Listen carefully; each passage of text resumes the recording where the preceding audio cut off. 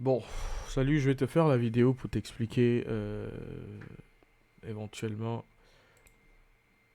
comment tu dois sélectionner ta zone strong high ou strong low. Parce que tu m'as posé la question, est-ce que sélectionne mes strong high ou strong low en H4 ou en M15? Je sélectionne sur les deux, mais il faut prendre en compte quelque chose, la liquidité. Donc je vais t'expliquer là, en te montrant clairement que certains strong high ou strong low H4 peuvent marcher ou pas. Alors ici, je vais d'abord te montrer l'astuce pour que tu te retrouves facilement. À chaque fois que tu as un break of structure en H4, regarde s'il n'y a pas un engulfing qui l'a causé. Ici, par exemple, j'ai un engulfing qui a causé ce break of structure. Là aussi, j'ai sélectionné celui-là, engulfing, non, SCR. Là, c'est avec deux bougies, là, c'est avec une bougie. Je pense que tu connais déjà ça. Qu'est-ce qu'on peut voir encore? Ici, par exemple, tu as un break of structure. Ok. Et l'engulfing qui a créé ça, c'est où? Ce n'est pas celui-là, c'est celui-ci. Donc on a un engulfing ici. Est-ce que celui-là s'est fait avaler? Ouais, il s'est fait avaler en deux bougies. Mais quelqu'un d'autre aurait pris ça. Bref, c'est pas le plus important. Je vais aller maintenant en M15 pour te montrer. Dans ces engulfings, qu'est-ce qui s'est passé? Regarde ici.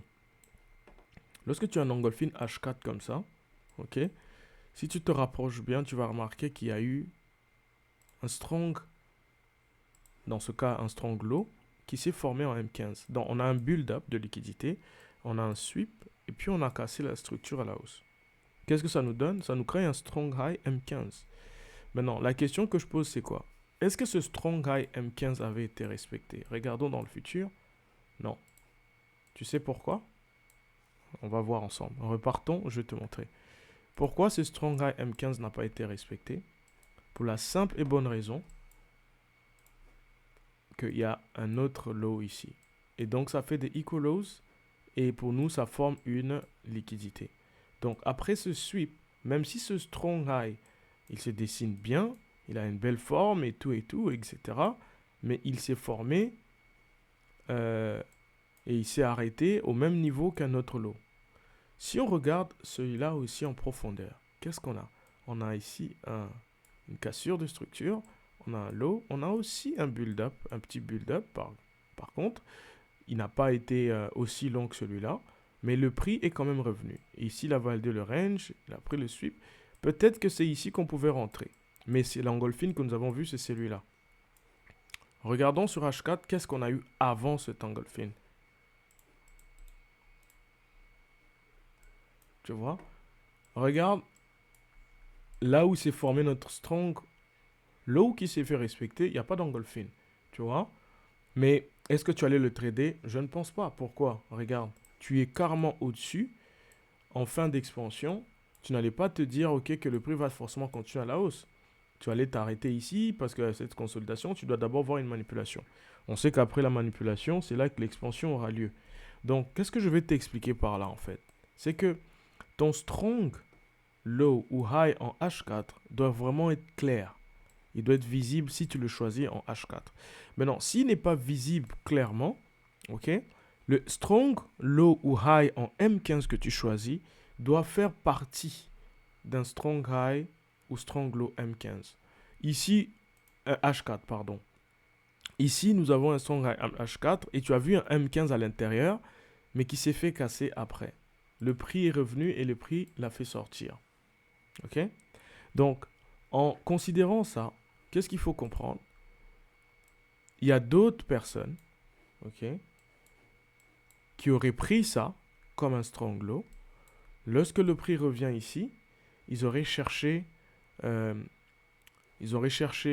un moyen d'entrer et là, il serait fait sortir.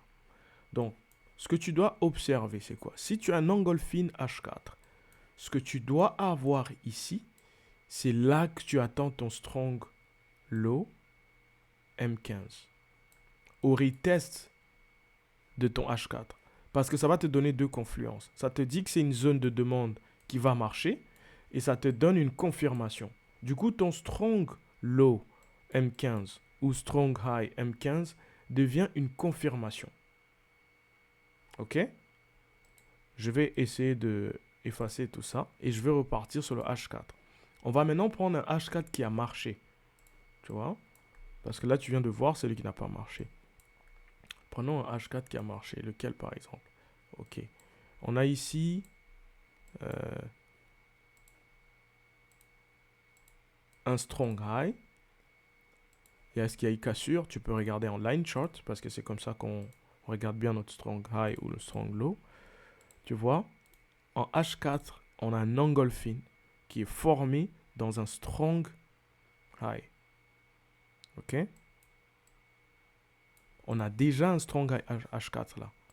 Maintenant, lorsque tu viens en M15 et que tu reviennes sur les bougies, qu'est-ce qui s'est passé quand le prix est arrivé ici? Ok? Tout ce que j'ai marqué ici reste valable. Qu'est-ce que je veux dire par là? Avant que cette engulfing se forme, qu'est-ce qui s'est passé? Qu'est-ce qui s'est passé? Regarde. Tu as l'Asian Session ici. On a pris cette liquidité et on a fermé à la baisse. Tout ça, ça devient un range valable. Ok? Lorsque le prix crée ce low et qu'il vient ici, lorsqu'on ferme au-dessus, ici, il y a possibilité d'entrer. Si je viens en H4, qu'est-ce que tu remarques? L'engulfing, il vient confirmer qu'on avait bien fait. Parce que une fois qu'il s'est formé, tu vas remarquer que le prix a déjà rejeté. Même chose comme ici. Il s'était formé lorsqu'on avait déjà rejeté. Donc tu dois faire attention. Lorsque tu observes ce genre de price action, dis-toi que il y a moyen d'arriver avant ou après. Parce qu'il y a des strong highs qui se forment et que tu remarques un peu partout. Du coup, ça te complique. Tu te dis, ouais, vas-y, je vais prendre n'importe quel strong high que je vois, ça va tenir. Oui, ça peut marcher. Comme là, ça a marché. Si on devait rentrer, par exemple, par ici. Mais après, regarde, c'est allé nulle part. Du coup, ça, ce n'est plus un strong high puisque ça devient un trap. Pourquoi un trap? Parce que le prix qui a quitté ici n'a pas fermé la structure suivante. N'a pas cassé la structure suivante. Il a fermé au-dessus et il est revenu dans le range. En revenant dans le range, on sait que ça, c'est un niveau qui doit se faire casser. Donc, c'est de la liquidité. Lui et les deux sont très proches. Donc, le prix monte pour aller retester ces niveaux. OK? Et après chuter. Mais tout ça, ça ne va pas donner de position parce que c'est trop compliqué. Pourquoi? Quelqu'un d'autre aurait trouvé que ça, c'est un sweep et que là, c'est une cassure à la hausse et il allait dire que tout ça, c'est un strong low. Tu vois, il ne faut pas faire comme ça. Il ne faut pas faire comme ça. C'est trop se compliquer la vie. Va simplement sur la chart, cherche la dernière cassure en H4. Regarde s'il a laissé un engulfing. L'engulfing, c'est juste pour t'aider. C'est pas important. Par exemple, là, on a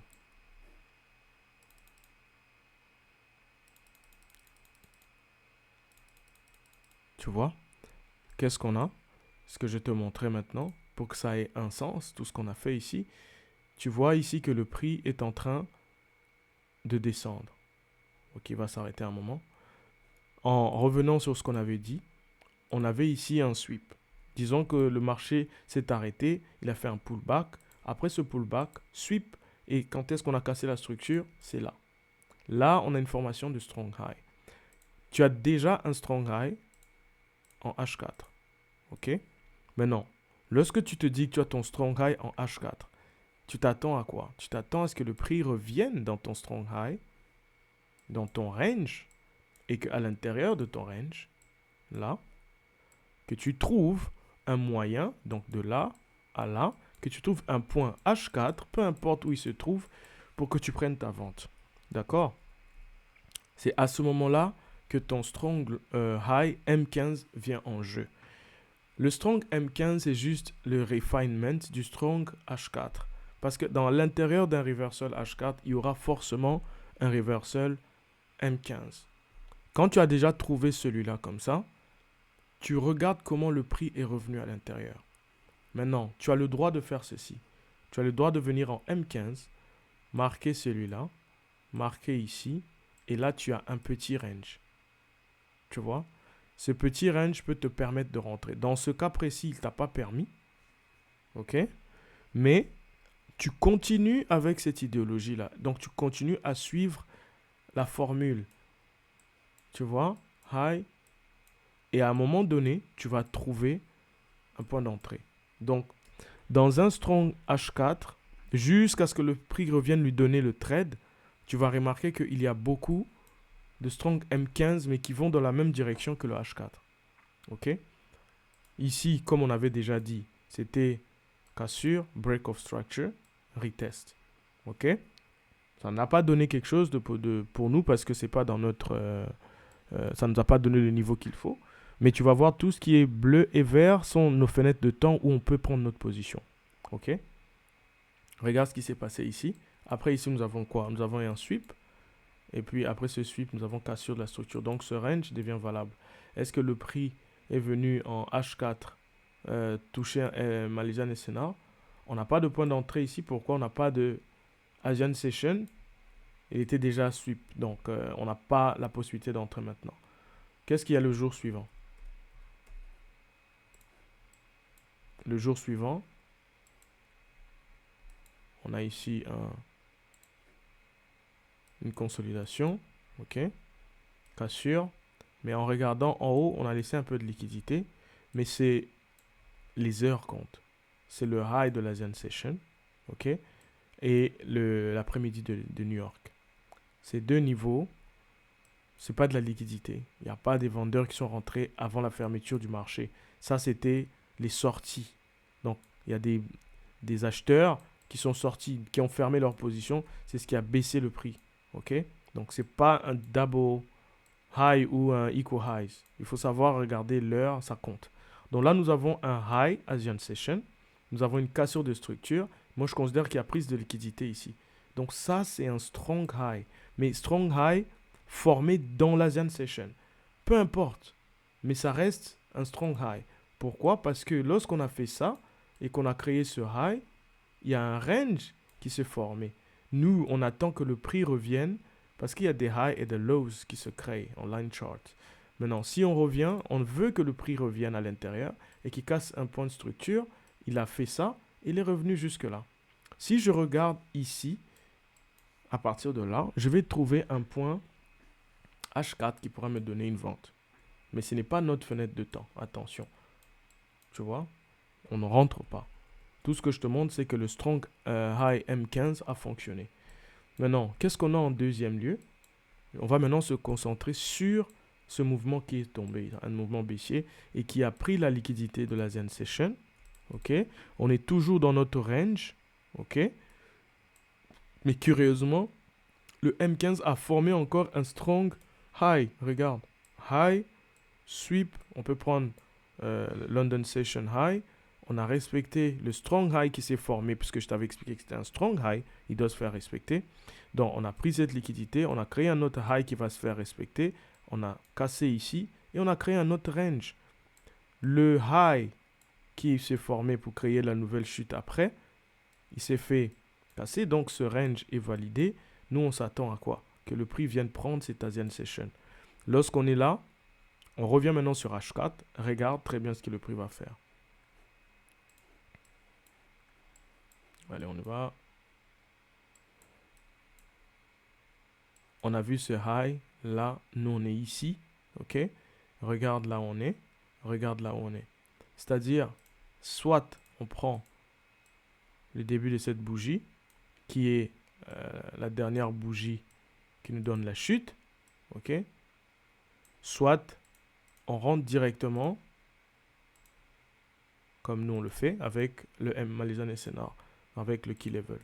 Donc, on a ces trois niveaux, normalement, qui devraient être marqués avant que l'on revienne, puisque nous, on ne sait pas ce qui va se passer. On a un niveau qui respecte, tous les trois niveaux respectent le Asian Session que nous avons appelé Strong High ici. Tu vois là où j'ai tracé les lignes rouges.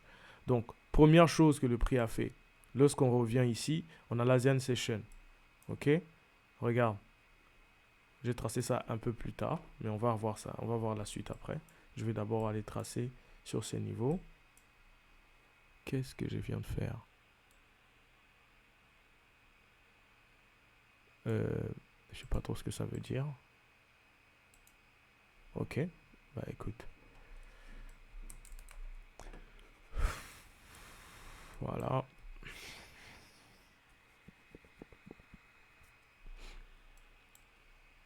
Donc là, là où je vais marquer, j'ai marqué pour qu'on se retrouve. Donc lorsqu'on revient sur H4 maintenant, qu'est-ce que le prix a fait? Le prix est allé chercher ce niveau de key level. On sait ce que le prix fait. Il va chercher soit la dernière mèche qui est donc notre rejection block. Dans ce cas précis, il n'est pas allé chercher le rejection block. On peut le regarder en line chart et voir les points qui marquent les key level. Lorsque je reviens sur le 15 minutes et que je regarde là, tu vas remarquer quoi? Le prix l'a respecté. OK? Donc, lorsqu'on a pris notre ASEAN Session ici, le prix est revenu tester notre key level et la chute s'est passée. Ça, c'était avant, comme je t'avais dit, ça respectait un niveau, tu vois, j'avais raison. Mais le problème, c'est que ce n'était pas dans notre fenêtre de temps. Mais on pouvait toujours prendre cette vente. Donc, c'est pour dire quoi? C'est pour dire que tout ça, tout ce price action, je vais effacer tout ça.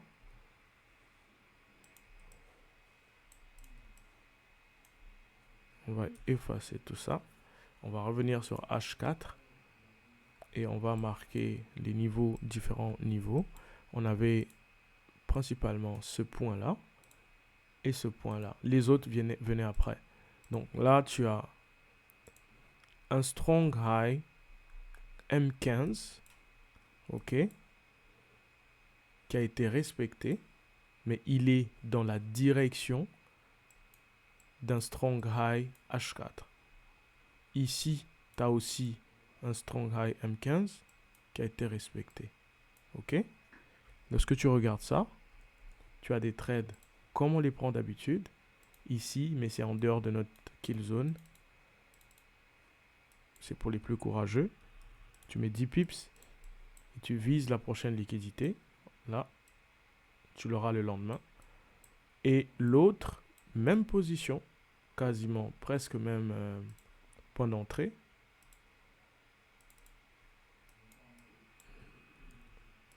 Et même target ici. Donc, R de 6. Ici, possibilité d'entrer plus haut. Mais ce n'est pas dans ma kill zone, donc je ne peux pas prendre cette position en considération. Donc tu vois que là, on a respecté notre ASEAN High.